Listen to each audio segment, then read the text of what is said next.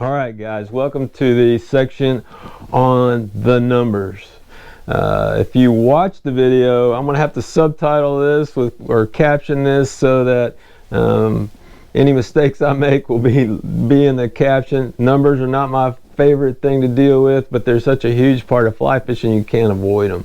I'm not going to use any props because it's just adds to the layers of complication. So let's start with the numbers on fly rods.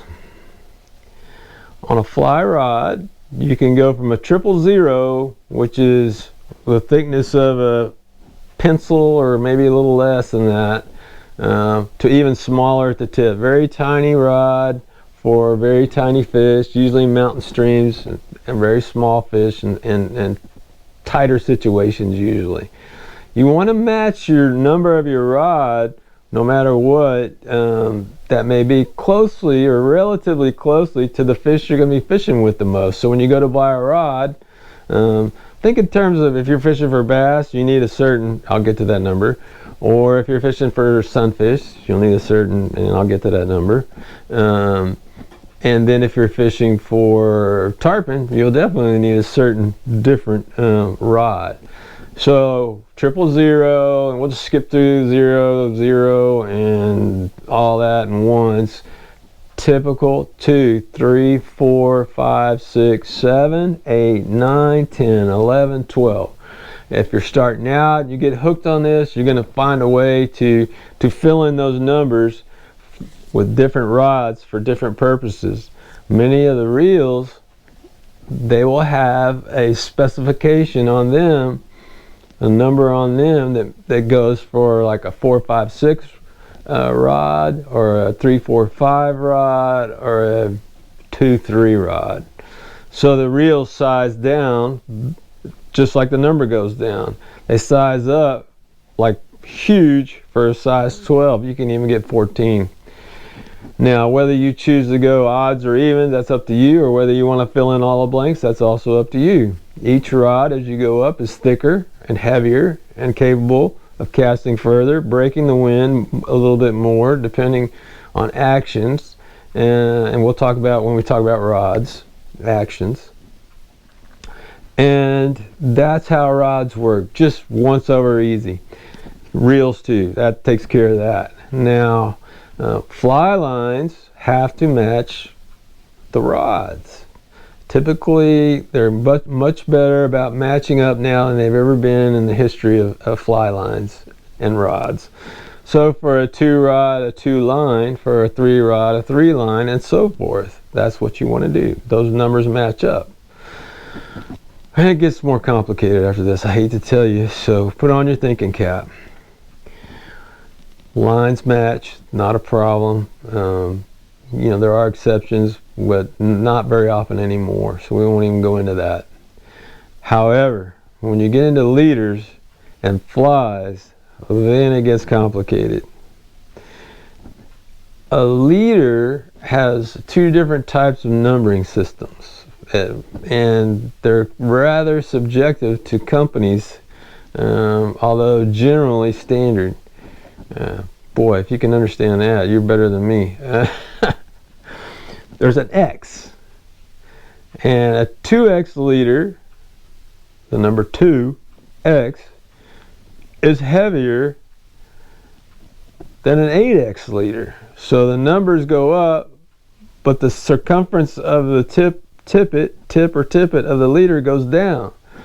So the reason that we would want to use smaller tipped leaders is manyfold, but one of them is if you're noticing that your fish that you're after are usually trout or something highly sensitive, can see the leader, then you go down in leader size, up in number, and then they won't be leader shy, what we call leader shy. So that's how that works. Now that's one of the numbering systems. The other numbering system, which I use most often because I'm a warm water guy and fish saltwater a lot, is pounds. Just like pounds on your regular rod and reels that you've been using. So pounds are pretty simple. You can buy tapered leaders that have a pound weight rating. Usually they're intended for bass, heavy fish in freshwater, and heavy or more resistant fish in saltwater. So for me, what I do is I do a lot of fly fishing for carp. They run from anywhere from 5 to 10 pounds, with 8 being about the average. So I will use an 8-pound leader, which has been really served me well over the years. The fish don't see it, and we'll talk about leaders more later, but so that's an 8. Now, if I get into a place where the fish are bigger than I'm used to, or if I'm in salt water and there's more abrasive teeth and more abrasions and things like that, I'll kick it up a notch to a 10, to a 12, a 15, or a 17. Just depends. It just depends. But here comes some more numbers. Part of your decision making on which fly to use is what size the flies are. A size 18 fly, 22, I fished with as small as a 24, 26 in New Mexico. You can barely see them, much less tie them on. Of course, you will need smaller line tippet so that it'll even go through the eye of the hook. So that gives you an idea of what you're dealing with. We're talking very, very like 3-pound test, 4-pound test. And that's why we begin to rely on other functions of our gears, because the line is so thin in order to get that fly on, out there, looking natural and down. So 18s, 22s, can you imagine that? I hardly ever use those anymore. But when I work my way down, I definitely use 10s, 8s, I use 12s for carp. Carp in North Texas, and where I fly fish for carp, use or eat smaller flies.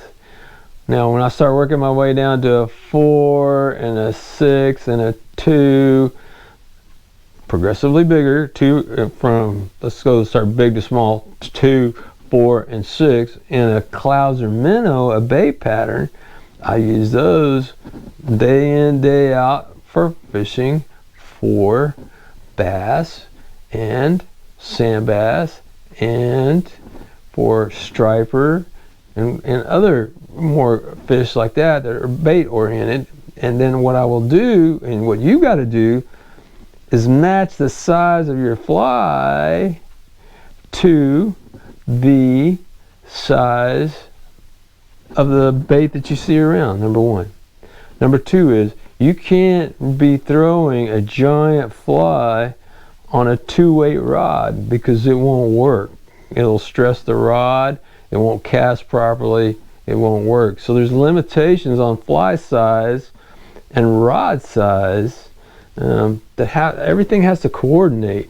The leader, your fly, your line, and your rod need to be coordinated in such a way as to be able to cast, because that is the hardest part, is casting. And you don't want to make it harder by using the wrong size fly on the wrong size rod, or the right size fly on the wrong size rod. However you want to say it, you want to match everything up. Now, the fly sizes can vary. If you're throwing an 8-weight rod, they can vary quite a bit. But if you're throwing a 2-weight rod, they can't. There's limitations on how, not so much as how small, but as how big a fly you can throw.